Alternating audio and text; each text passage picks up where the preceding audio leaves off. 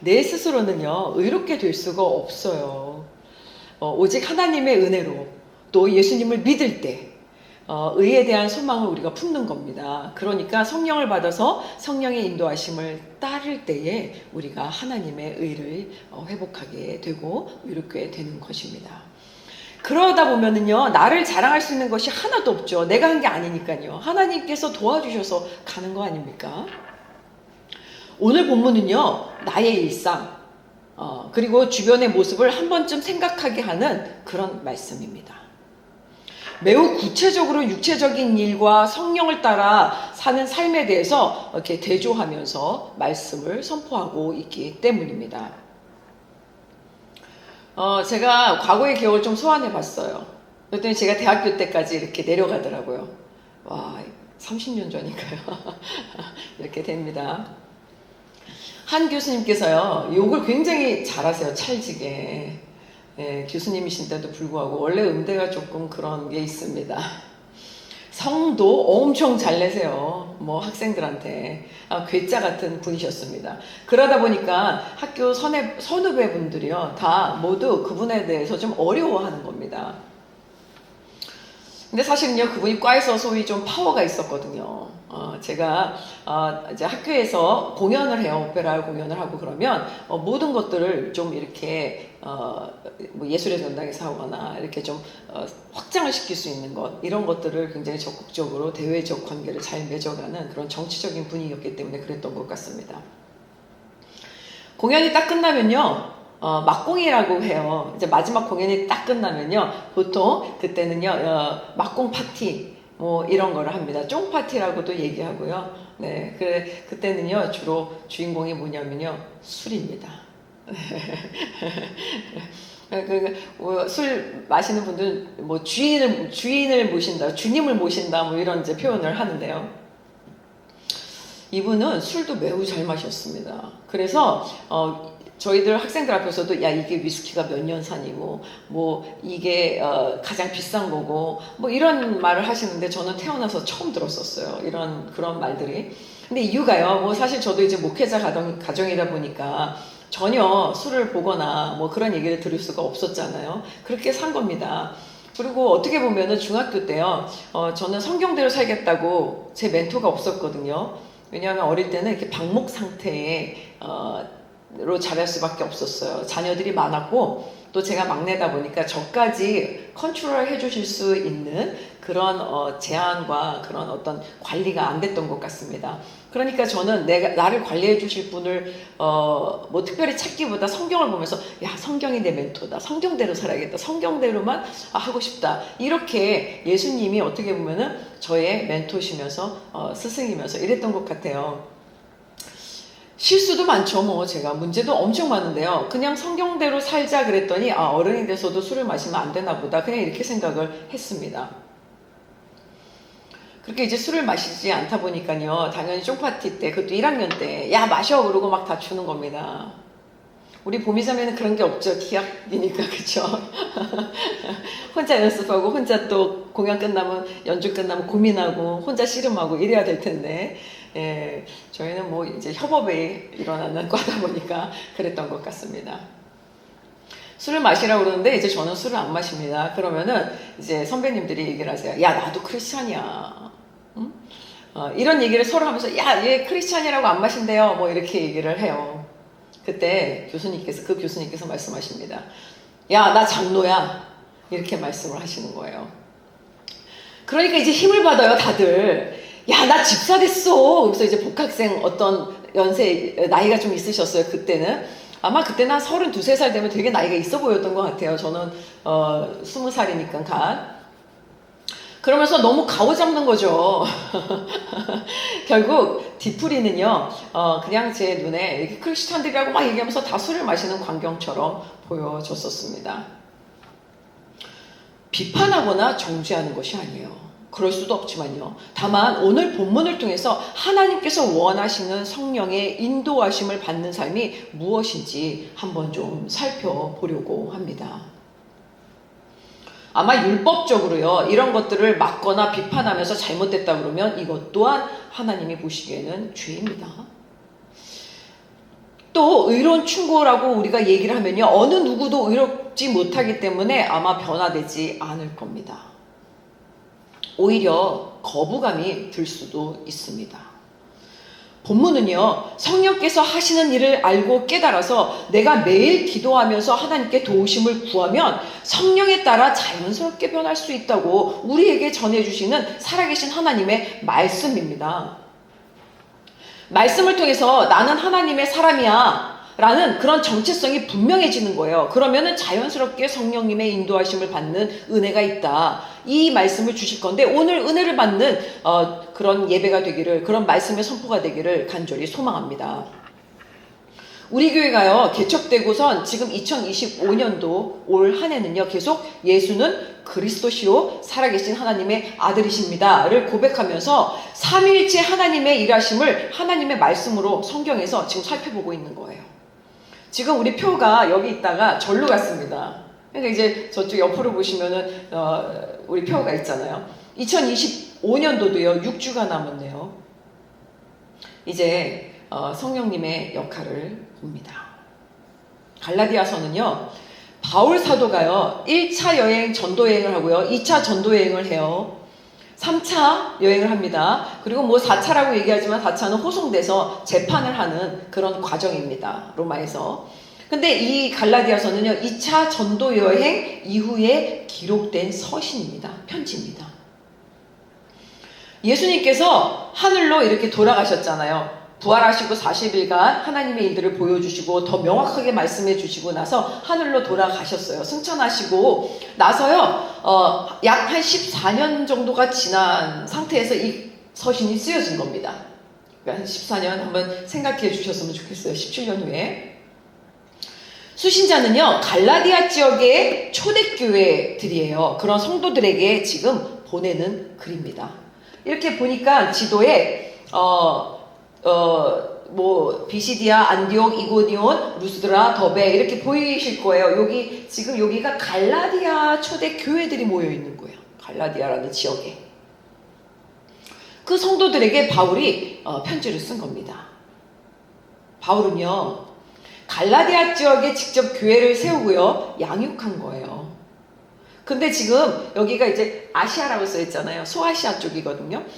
이들이 대부분이 이방인들인 거죠. 유대가 아니니까요. 유대인들이 아니니까. 그렇죠? 그러니까 지금 얘기하면 우리는 크리스찬이잖아요. 넌 크리스찬들, 안 믿는 사람들이 여기 다 있는데 예수님을 믿게 된 사람들이 지금 교회에 이렇게 하나둘씩 모여 있는 거예요. 그래서 그리스도인이다 하고 예배를 드리고 있습니다. 초대교회입니다. 내가 예수님을 그리스도로 믿어. 그러면 성령을 경험합니다. 일상에서 성령이 함께 하시는 하나님의 형상이 내 안에서 나타나야 되는데, 이것이 율법으로 먼저 안 돼. 야, 그거 잘못한 거야. 죄야. 바꿔. 이렇게 충고하면 노력하면서 바뀌어질까요? 아니에요. 아니라고 지금 사도 바울은 얘기하고 있는 겁니다. 성령께서 인도해 주셔야 자연스럽게 인도함 받고 하나님의 형상이 회복되는 거야. 그건 믿음으로 되는 거야. 라고 지금 사도 바울이 갈라디아 교회에게 이야기하고 있는 것입니다. 왜 얘기하냐면요, 지금 갈라디아 교회는요, 디아스포라라고 그래서 그 유대인들이 흩어져 있었는데요. 유대주의자들이 이제 막 예수님을 믿고 그리스도인들이 돼서 이렇게 교회에서 난 그리스도인이야, 그리고 예수님 믿는 사람들한테 온 거예요. 그래서 구원의 삶을 살고 있는 사람들에게 와서 이야기합니다. 바울이 이때는 지금 없는 거죠. 벌써 영적 지도자가 또 함께하는 말씀 전하는 사람이 없어진 상태입니다. 그런 곳에 왔어요. 그래서 바울이 전도하고 떠나고 없는 그 곳에 들어와서 예수님을 믿으면 율법은 명확히 지켜야 돼. 야, 니네 이러면은 구원 못 받아. 야, 니네 방종하면 구원 못 받아. 야, 니네 음란하면 구원 못 받아. 야, 니네 술 마시면 구원 못 받아. 니네 할례 받지 않으면 구원 못 받아. 니네 절기를 다 철저하게 지키지 않으면 구원 못 받아. 이렇게 자꾸 율법의 형식을 강조하는 겁니다. 그러면서 안 지키면 구원받을 수 없다고 압박하는 거예요. 그러니까 유대 그리스도인들이죠. 그러니까 원래 믿던 크리스찬들, 우리 오래 믿으면 어떻게 됩니까? 형식에 치우쳐서 야 이러면은 쟤 저러면서 어떻게 크리스찬이라고 얘기할 수 있어? 어머 쟤 저러면서 문제가 많아. 쟤는 구원 못 받을 거야. 어떻게 성경이 이럴 수 있어? 예수님이 이게 문제죠. 아니 이렇게 해서 나한테 구원 받으라고 얘기하셨다고? 아니 성경은 모순이잖아. 이러면서 형식을 잣대로 율법적으로 재면서 크리스찬은 이래야 돼라는 구원의 얘기를 자기 논리대로 얘기하는 거예요. 그러니까 이방 그리스도인들이죠. 이제 막 예수님을 믿고 구원받은 자들이 교회 공동체에서 율법주의를 강조하고 문제를 자꾸 삼으니까 너무너무 힘들어지기 시작하는 겁니다. 이 문제가요. 크게 불거지면서 갈라디아서가 쓰여진 결정적 이유가 되는 겁니다. 그래서 사도 바울은요. 편지로 복음의 핵심을 가르치는 게 본문의 말씀입니다. 다 함께 본문 18절 21절까지를 합독하겠습니다. 시작. 그러나 만일 여러분이 성령의 인도를 받는다면 여러분은 율법 아래에 있지 않습니다. 육체의 일들은 명확합니다. 곧 음행과 더러움과 방종과 우상숭배와 마술과 원수 맺음과 다툼과 시기와 분노와 이기심과 분열과 분파와 질투와 술취함과 방탕과 또 이와 같은 것들입니다. 내가 전에 경고한 것처럼 지금도 경고합니다.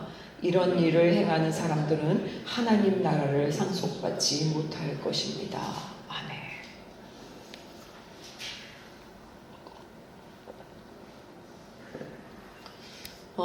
제가 지금 이제 감리교 신학대학교 평교원에서 기도 콘텐츠 공연학 과정을 맡고 있거든요.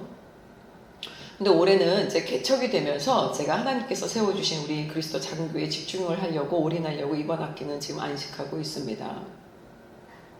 그런데요, 얼마 전에 등록을 원하시는 분이 상담 연락이 왔어요. 그래서 이렇게 통화를 하는데요. 너무 아름답고 귀한 분이신 거예요. 자녀를 둔 어머님이시더라고요. 근데 예술을 전공하시고 미술을 전공했는데 AI 관련해서 대학원에서 지금 마지막 학기를 보내는 중이라고 합니다. 그런데 이제 저희 과정에 들어와서 수업을 듣고 싶다고 말씀하시는 거예요. 근데 잠깐 통화상에 본인의 간증을 하시는 거예요. 왜 제가 신학교에서 이런 걸 듣고 싶은지, 제가 왜 하나님 앞에 붙들려서 이렇게 오려고 하고 있는지 이런 얘기를 하세요. 그러면서 쭉 얘기하시는데 많은 얘기를 주시는 거예요. 사실은 술 중독이셨대요. 너무 술을 많이 마시게 됐었고 그래서 근데 아이가 결혼해서 아이가 태어났는데 아이가 또 장애가 있더랍니다.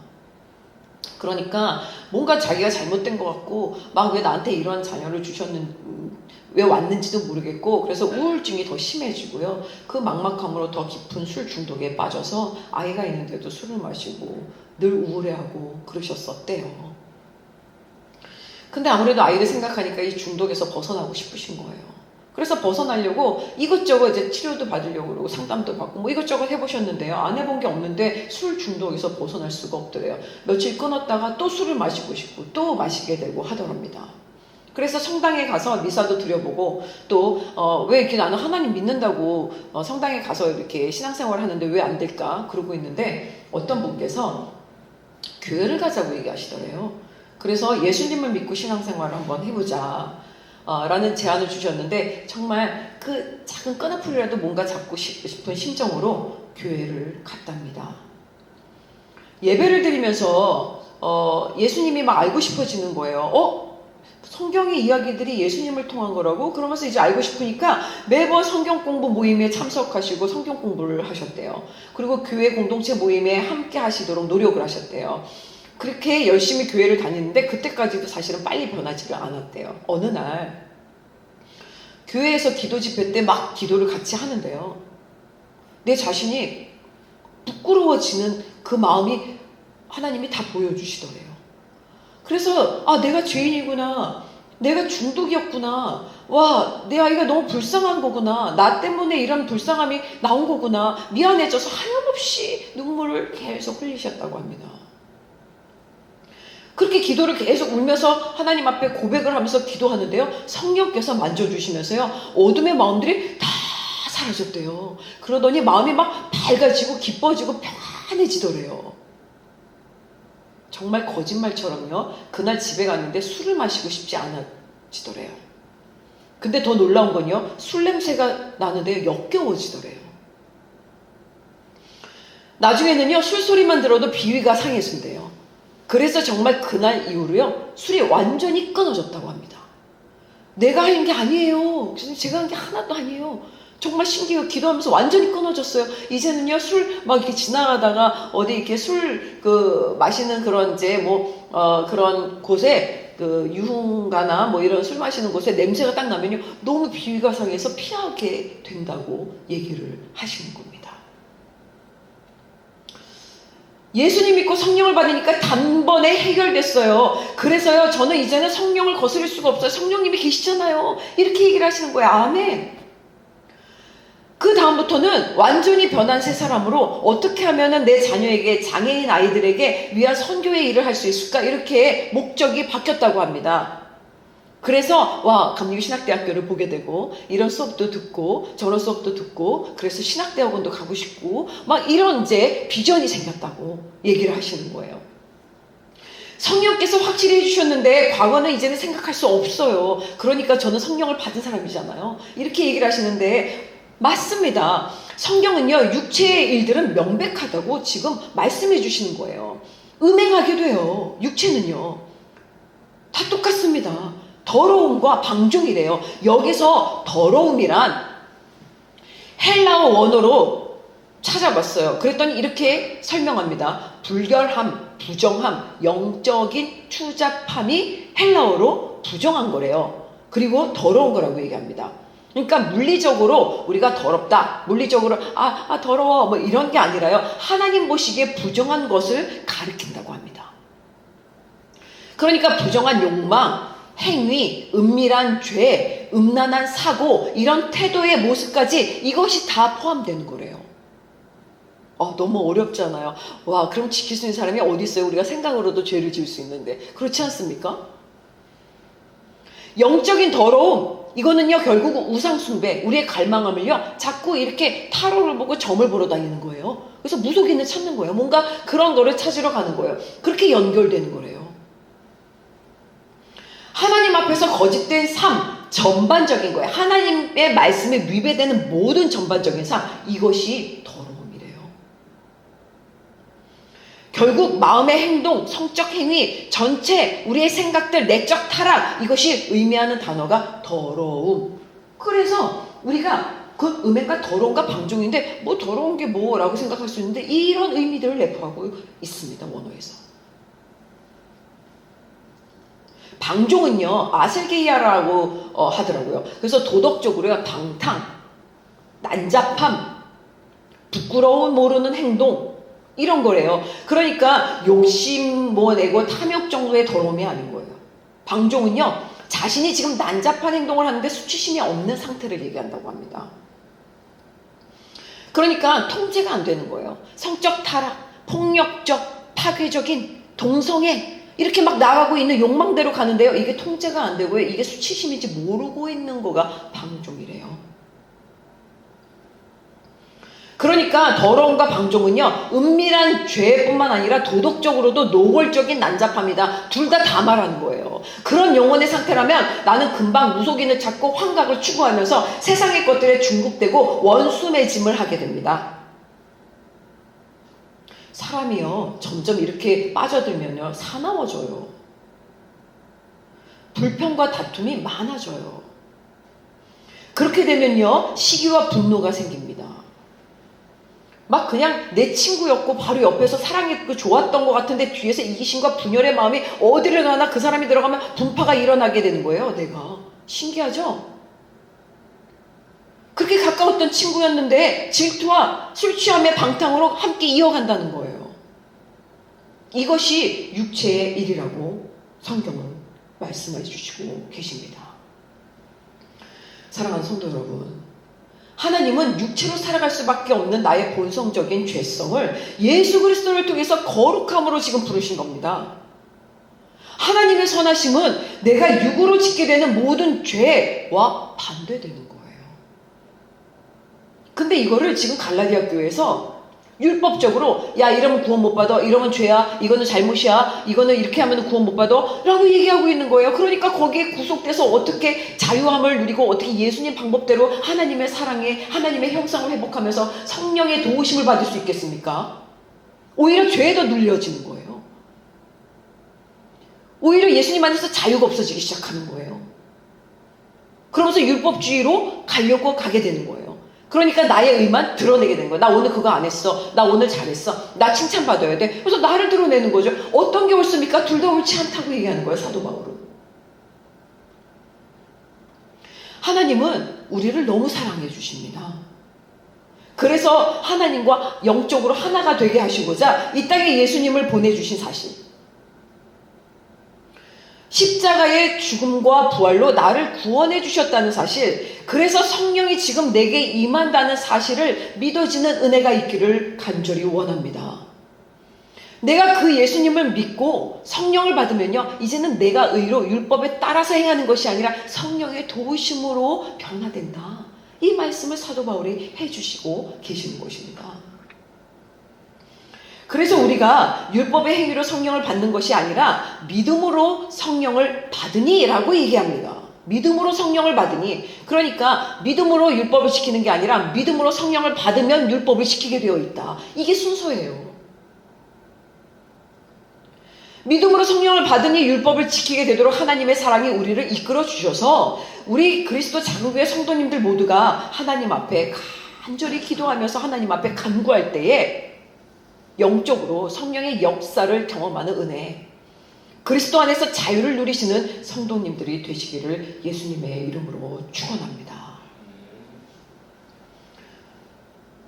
오직 성경만 생각하면요, 성경대로 살아가려고 노력하면요, 내가 의롭게 되지 않아요. 그러니까 얼마나 부족합니까? 얼마나 나 개인은 정말 부끄러운 사람입니까? 그런데 성령께서 인도해 주시니까 하나님의 방법으로 하나님의 사랑을 회복하게 됩니다. 다 함께 22절에서 26절을 합독하겠습니다. 시작. 그러나 성령의 열매는 사랑과 기쁨과 화평과 오래 참음과 친절과 선함과 신실함과 온유와 절제입니다. 이런 것들을 금지할 율법은 없습니다.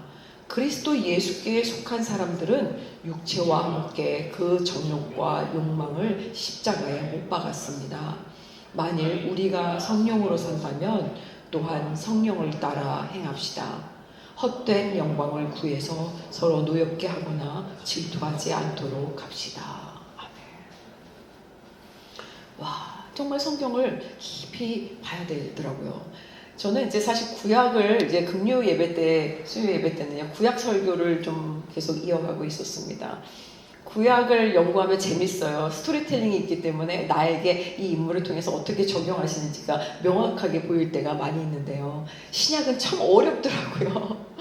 네, 야, 이 영적인 이야기들을, 예수 그리스도를 통해서 성령의 이야기들을 어떻게 하나님 선포하기를 원하십니까? 굉장히 고민을 하게 돼요. 그럼 성령의 열매는 어떤 거냐? 우리가 성령에 따라 인도함을 받는데 성령의 열매는 어떤 거냐? 그랬더니 첫째로 사랑을 먼저 딱 언급하십니다. 사랑이야. 그리고 기쁨이야. 그리고 화평함이다. 인내다. 친절이다. 선하다. 온유하다. 절제다. 뭐 이렇게 말씀해 주시고 계십니다. 이것이 성령의 열매래요. 사람들을 보면요, 아마 이렇게 주변에 보면은 사랑이 많은 사람이 있어요. 그리고 기쁨이 이렇게 충만한 사람들이 있습니다. 그리고 선하게 화평케 하려고 이렇게 노력하는 사람이 있어요. 그리고 온유한 사람이 있어요. 그리고 절제하면서 친절과 선을 베푸는 사람들이 있어요. 그런데요, 오늘은 이마저도 오지랖이라는 그런 폄하된 표현을 합니다. 그리고 감정적인 사람이라고 심리학적 정의를 내세워서 판단합니다. 그리고 답답하다고 불편한 잣대로 프레임을 씌웁니다. 참 이 세상 어지럽죠? 굉장히 비성경적인 태도로 사람을 대하지 않습니까? 우리는 깨어 있어야 합니다. 이런 선한 영혼을 가진 사람은요, 칭찬해야 돼요. 고마워해야 합니다. 그리고 그 사람 옆에 있어야 돼요. 그런데 지금 어떻습니까? 세상의 흐름은요, 신이 없어요. 그러니까 인간 중심으로 기준을 판단하는 심리학적, 그런 어떤 과학적, 그런 기술적, 그런 관계적, 그런 이론들을 내세우면서 사람을 얼마나 판단하는지 모릅니다. 먼저 판단하고 대화 들어가요. 너 MBTI 뭐야? 이러고 들어가요. 그러면 좋을 것 같죠? 아니에요. 그냥 사랑하면 돼요. 아, 이 사람이 이런 문제가 있어도 너무 행복하고 사랑하고, 이런 사람 이런 성격이구나. 그럼 감사하면 되는 거예요. 아, 이런 캐릭터구나. 그럼 친하면서 다양하게 일어나면서 그 공동체에서 얼마나 재밌습니까? 한번 보세요. 팀만 모여 있으면 재밌습니까? F만 같이 있으면 좀 안정이 됩니까? 저는 TF밖에 몰라서 죄송합니다. 속상한 거예요. 저는 속상한 거예요. 왜 하나님의 말씀대로 우리가 공동체를 이루지 못하고 자꾸 세상의 기준으로 이제는 점점 빠져서 먼저 대화 시작하면서부터 MBTI 뭐야? 이러면 아 그래, 뭐 난 얘랑 좀 대화하고 난 얘랑 대화. 왜 갈라치게 합니까? 물론 구원은요, 예수님을 믿음으로 바탕으로 성령을 받는 것입니다. 본문은요, 이런 것들을 금지할 율법이 없다고 합니다. 육체의 일은 율법으로 정죄할 수 있거든요. 육체의 일은 율법, 도덕적으로 정죄할 수 있어요. MBTI로 얘기할 수 있어요. 도덕적으로 판단할 수 있잖아요. 근데요, 성령의 열매는요, 율법이 정죄하지 못한다는 겁니다. 왜요? 하나님의 본성에서 나오는 것들이기 때문이에요. 그래서 성령의 열매래요. 하나님과 예수님과 성령님이 함께 하시는 일, 인간이 예수님을 믿고 구원을 받았으면 하나님의 본질을 회복하도록 누가 만들어줍니까? 사람이요? 사람이 바꾸지 못한다는 거예요. 율법이요? 율법이 바꾸지 못한다는 겁니다. 도덕이요? 도덕이 바꾸지 못해요. 기술이요? 심리학이요? 못 바꿔요. 우리 요즘에 보면은 뭐 프로그램에서 우리 아이들 바꾸고 뭐 심리학적으로 상담하니까 아이들이 변했어요. 그래요? 1년 후에 물어보세요. 안 바뀝니다. 일시적 변화죠. 영속적 변화가 될 수 없고요. 영원한 구원으로 변하지 않습니다. 제가 여기서 확실하게 얘기합니다. 방송국에서 저한테 따지고 올 것 같으면 얘기하셔도 돼요. 왜냐면요, 제가 학교에 있어 봤어요. 국제학교에서. 아이들을 가르치고 아이들에게 예수님으로 바뀌어요. 그래서 상담하면서 애들이 풀어져요. 기분도 좋아져요. 그리고요, 진짜 관계가 좋아져요. 집에 갔다 와요. 똑같아집니다. 다시.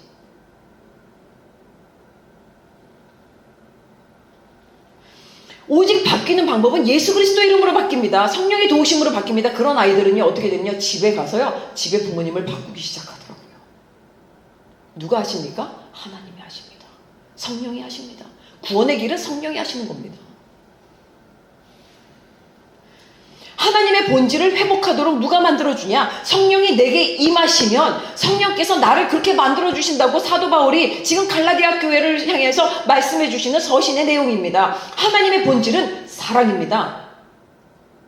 그래서 로마서 8장 38절 39절에 우리 교회 들어오면서 적혀 있습니다. 내가 확신하노니 사망이나 생명이나 천사들이나 권세자들이나 현재일이나 장래일이나 능력이나 높음이나 깊음이나 아무 피조물이나 우리를 주 예수 그리스도 안에 있는 하나님의 사랑에서 끊을 수 없다. 사탄도요, 세상의 어떤 학문도요, 우리를 끊을 수 없는 거예요. 하나님의 사랑에서.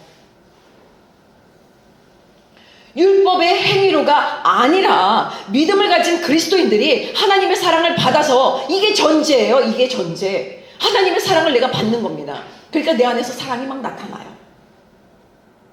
그러니까 예수님을 믿는 사람들이 하나님의 사랑을 느끼면서 성령을 소망하면 이라고 얘기합니다. 성령을 소망하면 3절이에요. 성령 안에서 사는 삶은 율법을 초월하는 삶이 된다. 그런 구원의 길을 우리가 현재도 걷는 거다. 이렇게 사도 바울은 전하고 계십니다. 죄된 나를 어느 누가 피해갈 수 있습니까? 나는 옳고 나는 의롭습니까? 아니에요. 의로운 게 하나도 없어요. 우리는. 저도요. 그런 나를 사랑해 주셔서 하나님의 자녀 삼아 주신 것이 얼마나 감격입니까? 누가 뭐래도 감사 아닙니까? 그럼 나도 하나님의 사랑을, 예수님을 전하게 되는 것입니다. 사랑으로 전제예요. 첫 번째 사랑으로, 그리고 기쁨으로, 그리고 화평함으로, 절제함으로, 인내로, 기도로, 온유함으로 내가 변하면 주변이 바뀝니다. 주변으로 인해서 내가 변하려고 하면요, 수동적인 인생으로 고립됩니다. 그리고 율법에 의해서 내가 변하려고 그러면 나의 의만 드러내게 됩니다.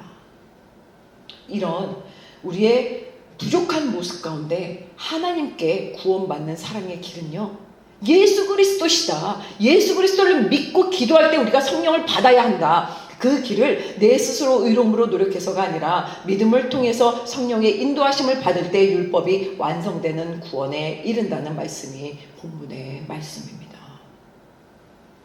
예수님은요, 마태복음 5장 17절에 내가 율법이나 선지자를 폐하러 온 줄로 생각하지 말라. 폐하러 온 것이 아니라 완전하게 하려 하니라. 18절에 이어서 이렇게 말씀하십니다. 진실로 너희에게 이르노니 천지가 없어지기 전에는 율법의 1.1획이라도 결코 없어지지 아니하고 다 이루리라. 아멘. 그랬더니 율법을 얘기하고 있었던 율법주의자들, 이 율법이 잘못됐느냐? 아니다. 율법도 맞아. 근데 방법이 틀린 거야를 지금 얘기해 주시는 거예요. 예수님의 복음을 전하는 바울은요, 율법으로 구원받는 것 아니야. 구원은 예수 그리스도를 믿음으로 받는 거야. 그런데 믿었니? 그러면 성령을 받아야 돼. 성령을 받으면 성령의 인도하심을 따라서 성령의 열매가 내가 맺혀지는 거야. 결국 하나님의 사랑이 내 안에서 꽃을 피운다. 그래서 성령의 열매가 많이 맺어지니까 자유롭게 율법을 더 지키게 되고, 하나님 그러면 절기를 열심히 지킬게요. 이거지, 너 절기 안 지켰으니까 구원 못 받아. 이렇게 가는 게 아니에요. 방법이 바꿨죠. 하나님 저 주님께 충성하겠습니다. 오늘 예배를 더 집중하겠습니다. 이거 너 예배 집중 안 하면 너 구원 못 받아가 아니라 예배를 저절로 집중하게 되는 거예요. 하나님 이거 주셨습니까? 하나님께 다 드리겠습니다. 내가 언제 다 드리라고 그랬니? 근데 그냥 다 드리고 싶은 거예요. 너무 기쁘니까. 그랬더니 하나님이 더 축복 주시는 겁니다.